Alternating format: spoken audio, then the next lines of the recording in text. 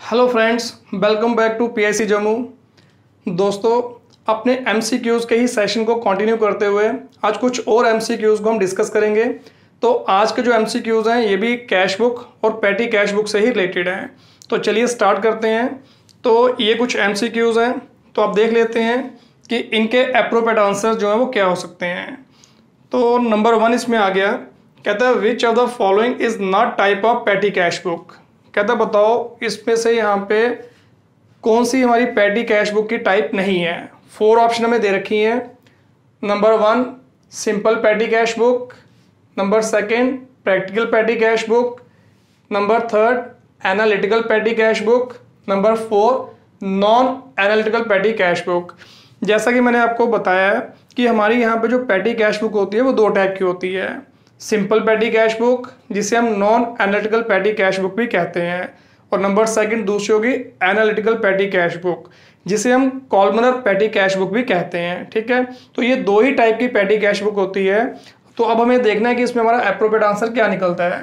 तो पहली ऑप्शन है सिंपल पैटी कैश बुक, ये तो हमारी पैटी कैश बुक की टाइप है। ठीक है, दूसरा आ गया प्रैक्टिकल पैटी कैश बुक, ऐसी कोई पैटी कैश बुक नहीं होती। ठीक है ना, ऐसी टर्म हम यहाँ पे जो है अकाउंट्स के अंदर इस्तेमाल नहीं करते। नंबर 3 आ गया एनालिटिकल पैटी कैश बुक, ये भी हमारी पैटी कैश बुक की ही टाइप है।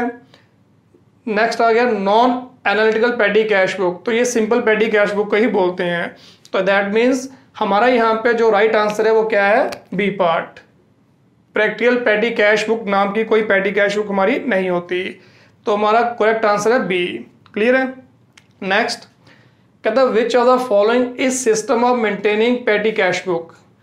अब कहता है आपने बताना है कि आपको जो 4 ऑप्शन दे रखी हैं इनमें से कौन सी ऑप्शन जो है वो पैटी कैश बुक को मेंटेन करने का एक सिस्टम है। तो देख लेते हैं पहले। ए पार्ट उसने लिखा है straight line system, B analytical system, C imprest system and D cash system. तो मैंने आपको बताया था कि पैटी कैश बुक को मेंटेन करने के 2 सिस्टम होते हैं, एक होता है ऑर्डिनरी सिस्टम, एक होता है इम्प्रीज सिस्टम। दैट मीन्स यहाँ पे जो 4 ऑप्शन दे रखी है तो इसमें हमारा जो एप्रोप्रिएट आंसर निकलता है वो क्या निकलता है, सी पार्ट इम्प्रीज सिस्टम। ठीक है, क्योंकि स्ट्रेट लाइन सिस्टम कोई सिस्टम नहीं होता पैटी कैश बुक के अंदर। इनफैक्ट स्ट्रेट लाइन मेथड जो है वो डेप्रिसिएशन को कैलकुलेट करने का मेथड होता है। एनालिटिकल सिस्टम भी कोई सिस्टम नहीं है, उल्टा जो एनालिटिकल जो पैटी कैश बुक होती है वो पैटी कैश बुक की एक टाइप है। इसके अलावा कैश सिस्टम भी यहाँ पे जो है पैटी कैश बुक का कोई सिस्टम नहीं है, तो इसलिए यहाँ पे जो एप्रोप्रिएट आंसर है वो सी पार्ट है इम्प्रेस सिस्टम। ठीक है, वैसे तो हम पैटी कैश बुक जो है ये कैश बेसिस पे ही मेंटेन करते हैं, बट कैश सिस्टम जो है ये पैटी कैश बुक का सिस्टम नहीं है, ये अकाउंटिंग का सिस्टम है। एक एक्रूरल, दूसरा होता है कैश, तो इसलिए यहाँ पे ये पैटी कैश बुक का सिस्टम नहीं है। तो इसलिए हमारा यहाँ पे जो एप्रोप्रिएट आंसर है वो सी पार्ट है इम्प्रेस सिस्टम। ठीक है। नेक्स्ट कहता है patty cash book is also called a. Patty cash book को हम और क्या बोलते हैं। 4 ऑप्शन अगेन दे रखी है हमें। पहले subsidiary cash book, B part part time cash book, C part main cash book और डी पार्ट कहता है ऑल ऑफ अबव। अब हमें बताना है इसमें कि पैटी कैश बुक को हम यहाँ पे जो है और किस नाम से जानते हैं।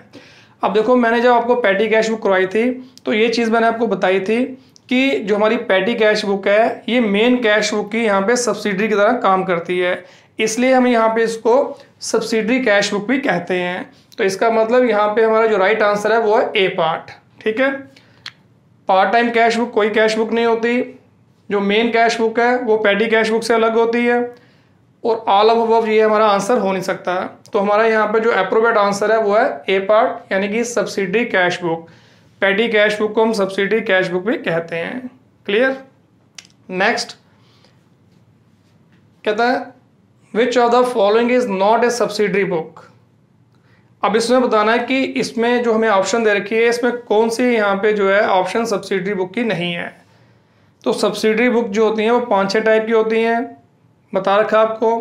पहले कैश बुक, फिर purchases book, sales book, bill sale book, bill payable book, purchase return और सेल रिटर्न बुक। इसके अलावा जर्नल प्रॉपर। ठीक है ना, तो ये 5-7 टाइप की हमारी सब्सिडरी बुक्स होती हैं।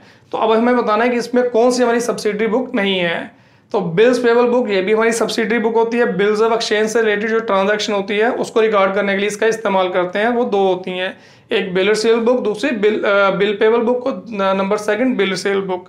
ये दोनों के दोनों यहाँ पे जो है बिल्स ऑफ एक्सचेंज की ट्रांजैक्शन को रिकॉर्ड करने के लिए यूज की जाती हैं, यानी कि ये हमारी सब्सिडरी बुक्स का ही पार्ट है। परचेज रिटर्न बुक ये भी हमारी सब्सिडरी बुक है। डी पार्ट है बिल बुक। तो बिल बुक जो है ये हमारी सब्सिडरी बुक का पार्ट नहीं है, ठीक है।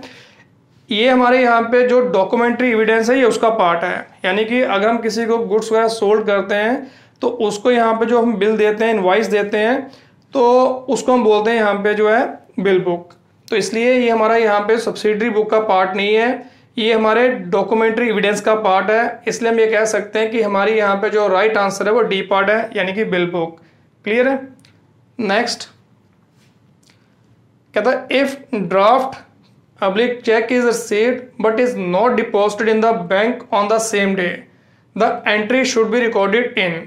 कहता है अगर आप यहाँ पे किसी से ड्राफ्ट रिसीव करते हो या चेक रिसीव करते हो और अगर उसको सेम डे आप बैंक में डिपॉजिट नहीं करते, ऑफिस में ही अगर वो चेक रहता है, तो हमें यहाँ पे जो एंट्री है वो कहाँ रिकॉर्ड करनी चाहिए। 4 ऑप्शन है, A journal proper, B sales book, C bills payable book and D purchase book. अब हमें बताना है कि इन चारों में से यहाँ पे जो है कौन सी बुक में इसकी रिकॉर्डिंग होनी चाहिए। तो ये भी आपको मैं बता चुका हूँ कि जब भी हम किसी से चेक रिसीव करते हैं या कोई ड्राफ्ट रिसीव करते हैं और उसको अगर हम सेम डे बैंक में डिपॉजिट नहीं करवाते, ऑफिस में ही रखते हैं, तो उसको हम दो तरह से ट्रीट कर सकते हैं। एक ट्रीटमेंट तो ये है कि हम कैश बुक में उसकी एंट्री डालें और कैश कॉलम में यहाँ पे जो है वो अमाउंट रिकॉर्ड करें कि एक तरह से मान लिया कि हमारे पास चेक आया, यानी कि हमारे ऑफिस में कैश पड़ा, तो हम कैश बुक की डेबिट साइड कैश कॉलम में एंट्री डाल देते हैं और जब हम नेक्स्ट डेट को बैंक में डिपॉजिट करते हैं उस समय वो कॉन्ट्रा एंट्री बन जाती है। तो एज ए कॉन्ट्रा एंट्री फिर हम उसको फिर कैश बुक में रिकॉर्ड करते हैं, ठीक है। एक तरीका तो ये होता है। दूसरा कि जब हम चेक रिसीव करते हैं और बैंक में डिपॉजिट नहीं करते हैं, उस समय यहाँ पे जो ट्रांजैक्शन है हम जनरल प्रॉपर में रिकॉर्ड करते हैं और जब हम यहाँ पे बैंक में डिपॉजिट करते हैं तब एंट्री यहाँ पे जो है कैश बुक में आती है और बैंक कॉलम में रिकॉर्ड की जाती है। क्लियर है। तो अब यहाँ पे जो 4 ऑप्शन हमें देखना है कि इसमें यहाँ पे जो है कौन सा हमारा राइट आंसर हो सकता है। तो जैसे आपको मैंने बताया कि अगर यहाँ पे हम चेक रिसीव करते हैं और बैंक में डिपॉजिट नहीं करते हैं तो उस केस में या तो जर्नल प्रॉपर में उसको रिकॉर्ड कर सकते हैं या कैश बुक में। तो कैश बुक तो यहाँ पे कोई ऑप्शन है नहीं, इसका मतलब हमारा यहाँ पे जो राइट आंसर है वो क्या है, ए पार्ट, यानी कि जर्नल प्रॉपर। सेल बुक में रिकॉर्ड नहीं होती क्योंकि सेल बुक में क्रेडिट सेल की एंट्री रिकॉर्ड की जाती है। बिल्स पेबल बुक में बिल्स ऑफ एक्सचेंज की ट्रांजैक्शन रिकॉर्ड की जाती है और जो परचेजेस बुक है इसमें क्रेडिट परचेजेस जो है वो रिकॉर्ड की जाती हैं। तो यहाँ पे राइट आंसर है ए पार्ट, यानी कि जर्नल प्रॉपर। क्लियर है। नेक्स्ट कहता था बैलेंस इन द पेटी कैश बुक इज, जो पेटी कैश बुक का बैलेंस है वो क्या है। 4 ऑप्शन हमें दे रखी हैं। ए कहता है an expense, B an asset, C a profit, D liability. कि जो पेटी कैश बुक का बैलेंस है हमारा वो एक्सपेंस है, ये हमारी एसेट है, हमारा प्रॉफिट है, ये हमारी लाइबिलिटी। अब देखो जो भी हमारे पास कैश बैलेंस होता है, चाहे वो मेन कैश बुक का निकलता है चाहे पेटी कैश बुक का निकलता है, कैश हमारी एसेट होती है। इसलिए यहाँ पे जो राइट आंसर है वो क्या है, बी पार्ट, यानी कि पेटी कैश बुक का हमारा जो बैलेंस होगा वो हमारी एसेट होती है। ठीक है, ना हमारा वो एक्सपेंस है, ना वो प्रॉफिट है, ना हमारी लाइबिलिटी है। क्लियर है। तो नेक्स्ट नंबर 7 कहता है on 1 May 2018 cash book bank overdraft balance was ₹2000। कहता है 1 मई 2018 को कैश बुक का जो ओवरड्राफ्ट का बैलेंस है वो 2000 है। On depositing ₹10,000 into bank and giving a cheque of ₹7200 for rent the balance will be. कहता है अगर आप यहाँ पे जो है 10,000 बैंक में डिपॉजिट करते हो, इसके अलावा यहाँ पे 7200 का यहाँ पे जो है रेंट पे करने के लिए आप चेक काटते हो, यानी कि रेंट पे करते हो बाय चेक, तो बताओ आपका बैलेंस क्या होगा। 4 ऑप्शन में दे रखी हैं कि क्या आपका डेबिट साइड का 4800 का बैलेंस आएगा, या 800 का डेबिट साइड का बैलेंस आएगा, या क्रेडिट साइड का 4800 बैलेंस आएगा, या क्रेडिट साइड का ₹800 बैलेंस आएगा। अब हमें बताना है यहाँ पे कि हमारा बैलेंस क्या होगा। अब देखो, अगर हमारे यहाँ पे बैंक ओवरड्राफ्ट है 10,000, यानी कि ये नेगेटिव बैलेंस है। सॉरी, बैंक ओवरड्राफ्ट का बैलेंस है 2,000, ये हमारा नेगेटिव बैलेंस है। ठीक है, हम ये बैंक में अमाउंट डिपॉजिट करते हैं, तो अगर हमने अमाउंट डिपॉजिट किया 10,000, ये हमारा पॉजिटिव बैलेंस है। ऑलरेडी हमारा नेगेटिव बैलेंस कितना चल रहा है बैंक में, 2,000। ठीक है, इसके अलावा हमने 7,200 का रेंट पे किया, तो जब हमने 7,200 का रेंट पे किया, इसका मतलब हमारे बैंक से, हमारे अकाउंट से फिर पैसा निकला, यानी कि ये भी माइनस में 7,200, तो टोटल हमारा नेगेटिव अमाउंट कितना हो गया, 9,200। हमने बैंक में डिपॉजिट किया 10,000, तो 10,000 में से 9,200 माइनस करके पीछे क्या बचा, पीछे हमारा बच गया पॉजिटिव ₹800। यानी कि हमारा यहाँ पे जो है ये 2 ट्रांजैक्शन के बाद हमारा यहाँ पे जो है पॉजिटिव बैलेंस आता है बैंक कॉलम का। और बैंक कॉलम का जो पॉजिटिव बैलेंस होता है वो कौन सा बैलेंस होता है, डेबिट साइड का। तो यहाँ पे 800 रुपये हमारे यहाँ पे जो है बैलेंस बचा है, और क्योंकि ये पॉजिटिव बैलेंस है यानी कि हमारी डेबिट साइड का बैलेंस होगा। तो यहाँ पे अब करेक्ट आंसर क्या निकलता है, बी पार्ट। क्लियर है, 4,800 हमारा बैलेंस नहीं बचेगा, ना डेबिट का ना क्रेडिट का, और ना यहाँ पे 800 जो है क्रेडिट साइड का बचेगा, क्योंकि अगर नेगेटिव बैलेंस निकलता तो फिर वो क्रेडिट साइड का होता है, बट ये पॉजिटिव बैलेंस है इसलिए डेबिट साइड का। ठीक है, नेक्स्ट कहता which of the following will be recorded as contra entry. अब हमें बताना है कि इनमें से कौन सी एंट्री जो है एज ए कॉन्ट्रा एंट्री जो है बुक में रिकॉर्ड की जाती है। पहली ऑप्शन है, कहता cash directly deposited into bank by customer. अगर कस्टमर जो है डायरेक्टली हमारे बैंक अकाउंट में यहाँ पे कैश डिपॉजिट करता है, क्या ये कॉन्ट्रा एंट्री होती है। B part, payment made to creditor by cheque. अगर यहाँ पे क्रेडिटर्स को बाय चेक हम पेमेंट करते हैं, क्या ये हमारी कॉन्ट्रा एंट्री होती है। सी, कैश डिपॉजिटेड इनटू बैंक। अगर हम बैंक में कैश डिपॉजिट करते हैं, क्या वो कॉन्ट्रा एंट्री है, या कैश सेल वाली एंट्री जो है कॉन्ट्रा एंट्री है। तो मैंने आपको बताया कि कॉन्ट्रा एंट्री 2 ही टाइप की होती हैं, जब हम ऑफिस से बैंक में कैश डिपॉजिट करते हैं या बैंक से कैश निकाल के ऑफिस में लाते हैं। तो ये 2 टाइप की ट्रांजैक्शन एक कॉन्ट्रा एंट्री होती है, क्योंकि इन्हीं का इम्पैक्ट जो है दोनों तरफ पड़ता है।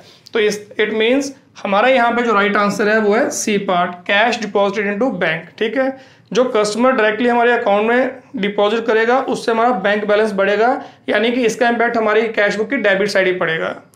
अगर यहाँ पे जो है हम क्रेडिटर्स को पेमेंट करते हैं बाय चेक, तो ये पेमेंट साइड इसका इम्पैक्ट पड़ेगा, यानी कि क्रेडिट साइड यहाँ पे जो है इसका इम्पैक्ट पड़ता है, हमारा बैंक बैलेंस कम हो जाता है। और कैश सेल का भी इम्पैक्ट कैश बुक की डेबिट साइड पड़ता है, क्योंकि हमारे पास कैश आता है। ठीक है, तो ये जो एंट्री है सी, कैश डिपॉजिट इनटू बैंक, इसी का इम्पैक्ट जो है दोनों तरफ पड़ता है, इसलिए यहाँ पे यही हमारी कॉन्ट्रा एंट्री है।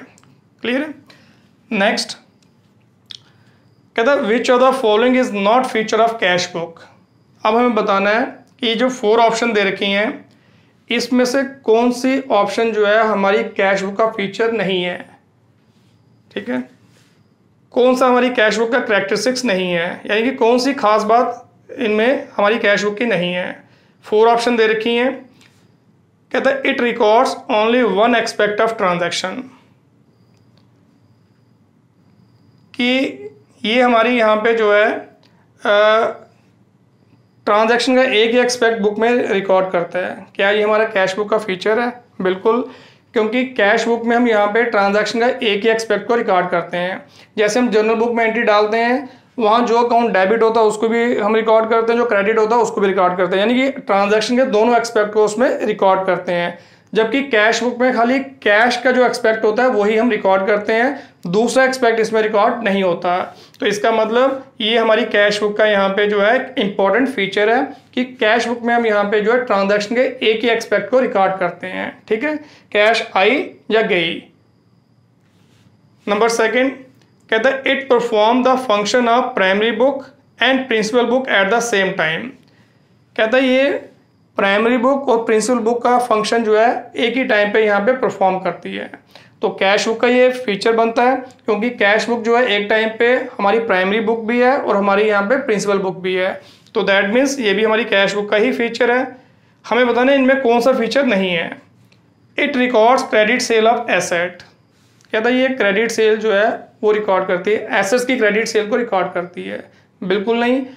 कैश बुक में यहाँ पे कैश से रिलेटेड ट्रांजैक्शन रिकॉर्ड की जाती है, चाहे हम गुड्स सोल्ड करते हैं, चाहे हम कोई एसेट सोल्ड करते हैं या परचेज करते हैं, चाहे वो गुड्स है चाहे वो एसेट है, अगर वो कैश में है तो ही यहाँ पे जो है कैश बुक में वो रिकॉर्ड की जाती है। तो क्रेडिट सेल जो एसेट की है वो कैश बुक में रिकॉर्ड नहीं की जाती, तो ये कैश बुक का फीचर नहीं है। तो हमारा आंसर ये है। अगला ही पढ़ लेते हैं। कहता है transactions are recorded in cash book in chronological order, कि कैश बुक में जो ट्रांजैक्शन है वो क्रोनोलॉजिकल ऑर्डर में रिकॉर्ड की जाती है। बिल्कुल ऐसा ही होता है। कैश बुक में हम जो ट्रांजैक्शन है वो डेट वाइज रिकॉर्ड करते हैं, तो दैट मीन्स ये भी हमारी कैश बुक का एक फीचर है। तो हमारी कैश बुक का जो फीचर नहीं है वो है C part, it records credit sale of asset. ठीक है। और कैश बुक में यहाँ पे जो है क्रेडिट ट्रांजैक्शन जो है बिल्कुल भी रिकॉर्ड नहीं की जाती। ठीक है। नेक्स्ट कहता which of the following is advantage of maintaining पेटी cash book.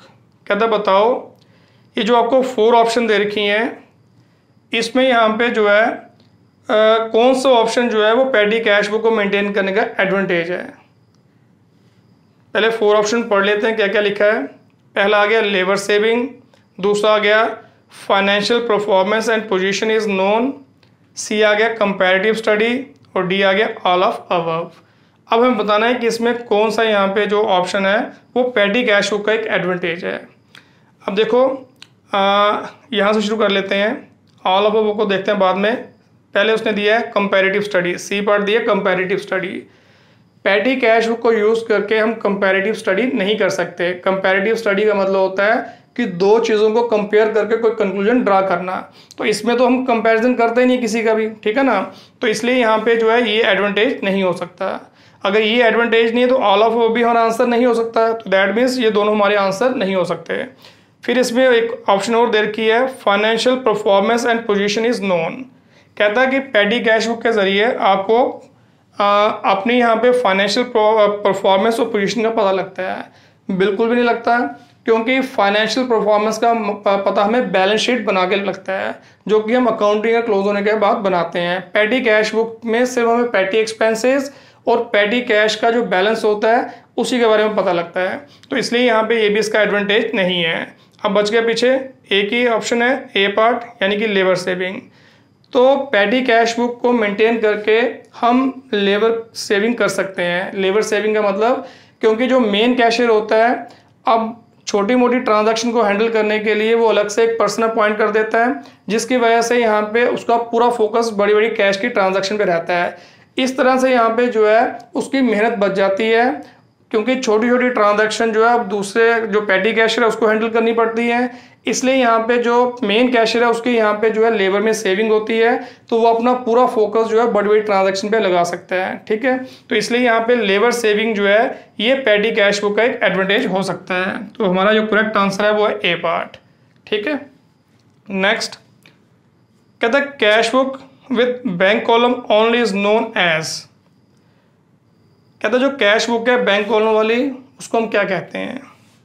Simple cash book, number 2 double column cash book, number 3 triple column cash book और डी पार्ट आ गया पासबुक। ठीक है। अब इसमें से कौन सी ऑप्शन जो है ये करेक्ट है। अब देखो यहाँ पे डबल कॉलम कैश बुक जो है उसमें तो 2 कॉलम होते हैं, एक कैश का कॉलम एक डिस्काउंट का कॉलम, या एक बैंक का कॉलम एक डिस्काउंट का कॉलम। ठीक है। जो ट्रिपल कॉलम कैश बुक है उसमें कैश बैंक और डिस्काउंट का कॉलम होता है। जो पासबुक होती है, पासबुक जो है वो बैंक मेंटेन करता है। ठीक है। बैंक जो है कस्टमर से जो उसकी ट्रांजैक्शन होती है उसको रिकॉर्ड करने के लिए बैंक जो है पासबुक मेंटेन करता है। एक कॉपी वो अपने पास रखता है, एक कॉपी जो है वो कस्टमर को देता है। इसलिए यहाँ पे जो है इससे हमारा कोई लेना देना नहीं है। अब पीछे बचा है सिंपल कैश बुक। तो अगर सिंगल कॉलम वाली कैश बुक है, चाहे वो कैश कॉलम है चाहे वो बैंक कॉलम वाली है, उसको हम यहाँ पे सिंगल कॉलम कैश बुक या सिंपल कैश बुक कहते हैं। तो इसने यही पूछा हुआ है कि जो बैंक कॉलम वाली कैश बुक है, बैंक कॉलम ओनली और कोई कॉलम नहीं, बैंक कॉलम ओनली, तो ये कैश बुक जो है उसको हम क्या बोलेंगे, सिंपल कैश बुक। तो दैट मीन्स हमारा अप्रोप्रिएट आंसर है A part, simple cash book. Clear है? ठीक है, तो ये थे कुछ एमसीक्यूज कैश बुक और पेटी कैश बुक से रिलेटेड। तो दोस्तों, अगर आज का वीडियो आपको अच्छा लगा तो इसके बारे में मेरे को बताने की ज़रूरत नहीं कि क्या करना चाहिए। आप समझदार हो, जानते हो।